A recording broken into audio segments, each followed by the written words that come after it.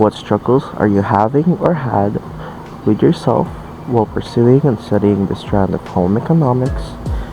It can be about your health problems, family issues, things you can't control, and so forth.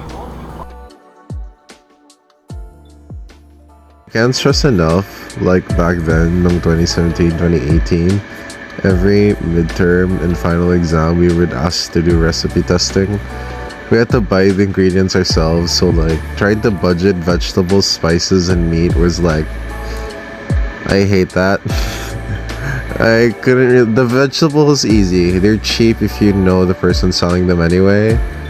But like the meat on its own, unless you really knew somebody, you could be scammed buying like grams of like pork chops or like pork belly or like even as simple as a chicken breast can be scammed by paying too much. I don't like that, so like usually I would haggle a little bit. It would end up until one of us would yell and then we'd settle. What a time.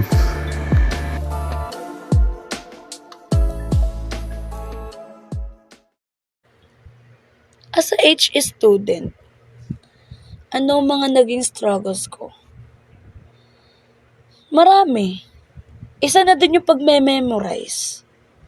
Sobrang hirap talaga mag-memorize. I mean, para sa akin, hirap kasi ako mag-memorize talaga. Umabot sa punto na may isa kaming subject na need namin mag-present ng table setup. Step by step, ako yung nagpahuli talaga. Kasi as in nakalimutan ko kung paano siya i-set up step by step. So, tiningnan ko talaga yung mga kaklasmate ko kung ano yung ginawa nila. Tapos, ginaya ko yung ginawa nila. As in, sobrang nakakayaman. Pero, sobrang hirap kasi talaga akong mag-memorize. Doon ako nasubok talaga. Pero nalagpasan. Nakaya ko naman. At masaya ako kasi natapos ko yung subject na yun. At naipas ako. Ngayon naman, ang struggles ko naman ngayon is yung sa pagluluto.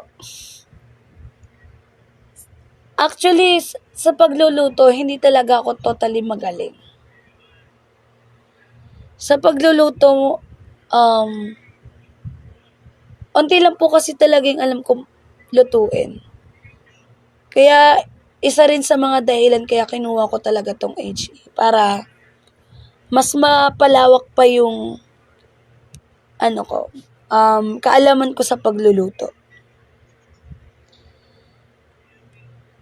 At hindi naman ako nagsisi dahil kinuha ko tong strand na to. Kasi marami po talaga ako natutunan. Ngayon na meron kaming culinary subject, sobrang dami kong natutunan. Yun lang po. Maraming salamat.